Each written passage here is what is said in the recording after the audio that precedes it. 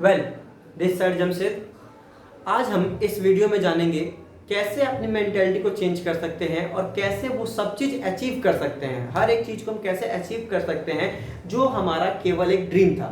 इसीलिए आज का हमारा टॉपिक भी है how to change your life from poor to rich person. हम अपने जीवन को गरीबी से अमीरी की ओर कैसे लेके जाएं, इस बारे में आज हम बात करेंगे। देखिए, मैं आपको बता दूं पहले ही कि हम सभी का एक ड्रीम होता है कि हम एक टाइम के बाद रिच बन जाएंगे। रिच बनने के लिए हम सभी के सभी बहुत मेहनत करते हैं, लेकिन कुछ ऐसी चीज़ें हम नहीं कर पाते हैं जिस कारण से हम रिच नहीं बन पाते हैं। तो इस वीडियो के लास्ट तक बन रहेगा। इस वीडियो में मैं आपको 4 ऐसे बेसिक आइडियाज़ के बारे में बताऊंगा जिसका इस्तेमाल हमें करना चाहिए, जिसके इस्तेमाल से हमारा लाइफ अच्छा बन सकता है। तो पहला जो आइडिया है वो ये है, जो पहला हमारा टॉपिक है वो है if I do this work. मतलब कि अगर मैंने ये काम किया होता। आपने सुना होगा कि कई बार कि हम किसी काम को करना स्टार्ट तो करते हैं, वैसे उस समय हमारा फुल डेडिकेशन होता है, बहुत स्ट्रॉन्ग कॉन्सेप्ट होता है, बट धीमे धीमे जब हमें सफलता नहीं मिलती है तो उस काम को हमें करने में रुचि नहीं आता, इंटरेस्ट कम होता है। तो ऐसे किसी भी काम को जिसमें आपका कॉन्सेप्ट क्लियर था, विजन क्लियर था, उसको कहीं भी रोकना नहीं चाहिए। जितने भी आज के टाइम पे या अपने इतिहास को उठाकर हम देखेंगे, हिस्ट्री को देखेंगे उठा करके, तो उसमें जितने भी लोग सक्सेसफुल हुए हैं, पहली बात तो ओवरनाइट सक्सेसफुल नहीं हुए, बट उन सभी की जो एक लाइफ समरी है, जो मैंने पढ़ा है और मैंने जो सुना है, लाइफ समरी ये कहती है कि उन सभी इंसानों के अंदर एक कॉन्सेप्ट था जो कि स्ट्रॉन्ग बिलीफ सिस्टम था। उन्हें अपने आइडियाज पे, अपने वर्क पे इतना ज़्यादा स्ट्रॉन्ग बिलीफ सिस्टम था, इतना ज़्यादा विश्वास था कि वो उस काम को करते चले गए और एक टाइम बाद उन्हें सफलता मिल गया। तो अब इस समय क्या बताना चाहता हूँ, इससे मैं आपको ये समझाना चाहता हूँ कि अगर हम किसी काम करते हैं तो हमारा जो बिलीफ सिस्टम हो इतना ज़्यादा स्ट्रांग हो कि आप उस काम को कर सकते हो। लाइक आपने एक कहानी सुना होगा, मतलब आपने एक न्यूज़ पढ़ा होगा जिसमें आपने ये सुना होगा कि एक इंसान होता है जिसका बिलीफ सिस्टम इतना मजबूत था कि उसने पत्थरों को काट करके उससे एक रास्ता बना दिया। सोचिए किस तरह का बिलीफ सिस्टम था, कितना स्ट्रॉन्ग बिलीफ सिस्टम था। वही स्ट्रॉन्ग बिलीफ सिस्टम ही हमारा पहला कॉन्सेप्ट है कि हमें पुअर से रिच की ओर कैसे लेके जाएगा। तो अगर हमारा स्ट्रॉन्ग बिलीफ सिस्टम होगा तो हम अपने आप ही रिच बनने के स्टेप्स में आगे बढ़ जाएंगे। अब हम आगे का जो मैंने आपसे कहा सेकेंड पॉइंट है राइट टाइम का वेट। राइट टाइम का वेट मैक्सिमम लोग क्या करते हैं, अगर हम बात करते हैं तो मैक्सिमम लोग राइट टाइम का वेट करते हैं कि हमारा अभी समय नहीं है, हमारा समय आएगा। जब ये सोचते हैं ना कि हमारा समय नहीं है, ये कॉन्सेप्ट ही गलत है कि हमारा समय नहीं है। हमें ये जानना चाहिए कि हमारा समय कभी आएगा नहीं। हमें अपने समय को बेहतर बनाने के लिए मेहनत करना होगा, जिससे कि हम जा करके अपना समय लेकर आए। जैसे कि मैं आपको इसमें बस एक सिंपल सा वर्ड बताऊंगा जिससे आपको समझ में आ जाएगा। सिंपल सा वर्ड आपको बताने जा रहा हूं मैं कि राइट टाइम कभी भी किसी का नहीं आता है। उस राइट टाइम को लाने के लिए हमें कंसिस्टेंसी अपने काम को करना होता है with full dedication, strong belief system. अब यहाँ पे अगर हम बात करते हैं राइट टाइम का वेट, इसलिए क्या करना होगा, तो राइट टाइम लाने के लिए बस हमें एक काम करना है और वो एक काम है जिसको हमें आज से ही करना है और वो है स्टार्ट करना।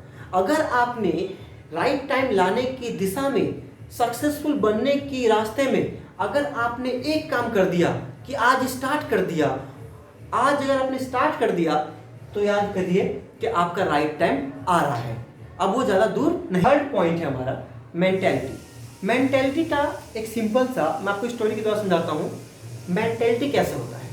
तो देखिए, जैसे कि मेंटेलिटी दो लोगों का सेम नहीं हो सकता कभी भी, ये आप सभी जानते हैं।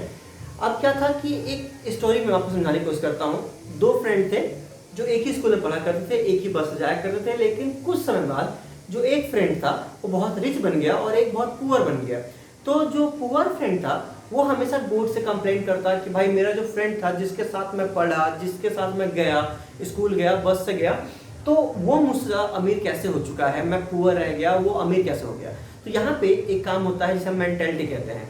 तो गॉड ने उससे पूछा बताओ क्या चाहिए तुम्हें। तो जो पुअर पर्सन था वो ये कहता है कि काम कीजिए, जो रिच फ्रेंड है मेरा उसको भी मेरी तरह बना दीजिए, ताकि मुझे भी देखना है कि अगर मान लो पुअर हो जाएगा तो वापस वो रिच कैसे होगा, इसको देखना है और मुझे ऑब्जर्व करना, साथ साथ मैं भी रिच बनना चाहता हूँ। तो आप ऐसा काम कर दीजिए। गॉड ने कहा ठीक है। अब क्या हुआ, जो रिच फ्रेंड था अब वो भी क्या हो गया, पुअर फ्रेंड बन चुका है, मतलब पुअर हो चुका है। अब ये दोनों फ्रेंड अब आपस में मिल चुके हैं। अब क्या होता है, यहाँ पे मेंटेलिटी देखनी होती है।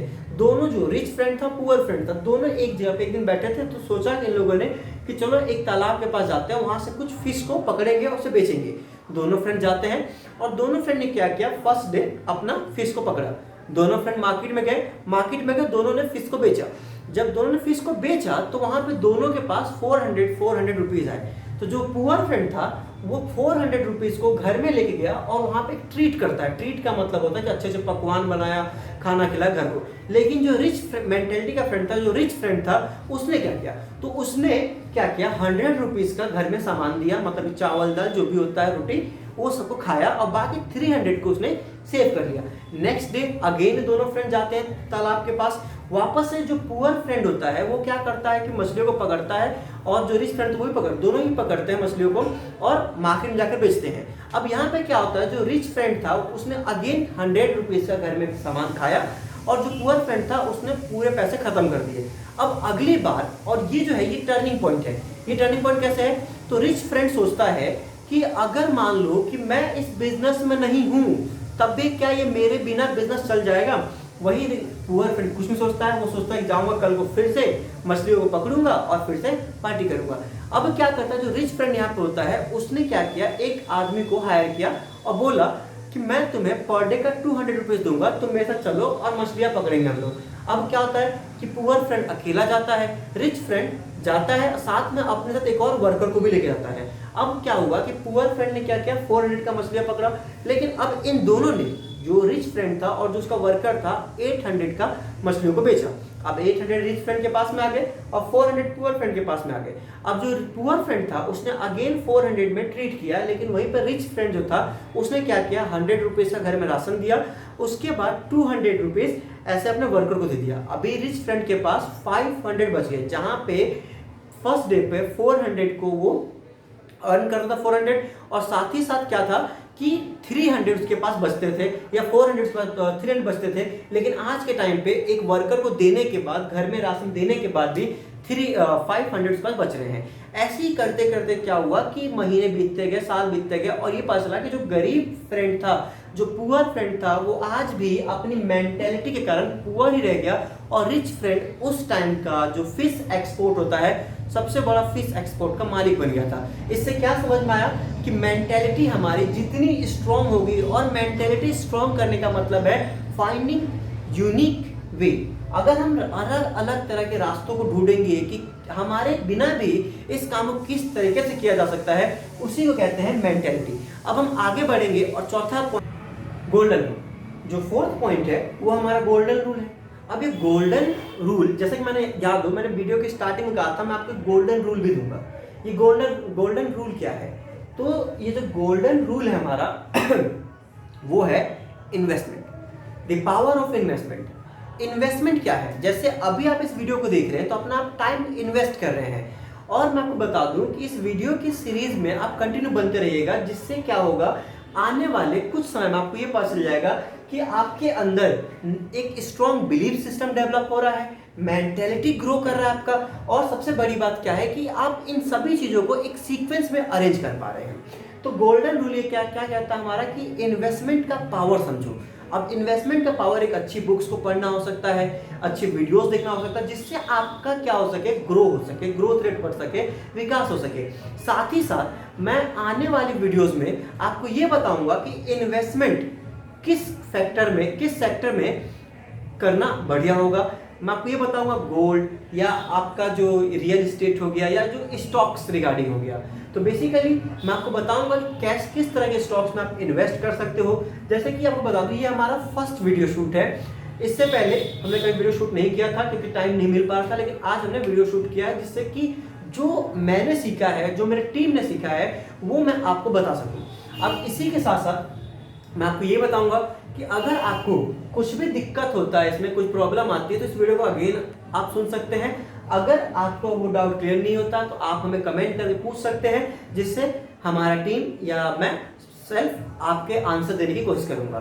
धन्यवाद। अगर आपको ये वीडियोस इंफॉर्मेटिव लगती है तो आप इसे अपने तक मत रखिए, इसे शेयर कीजिए, कमेंट कीजिए, लाइक कीजिए। साथ ही साथ अगर आप हमारे चैनल पर पहली बार आए हैं और ऐसे ही इंफॉर्मेशन से रिलेटेड वीडियोस को जानना चाहते हैं, अपने अंदर के पावर को बूस्ट करना चाहते हैं, तो हमारे चैनल को सब्सक्राइब कर लीजिए और बेल आइकन को प्रेस कर दीजिए, जिससे आने वाली एक भी वीडियो आपकी मिस ना हो, क्योंकि ये सभी का एक सीक्वेंस आएगा जिससे आपके सेल्फ ग्रोथ के पावर को डेवलप करेगा। धन्यवाद।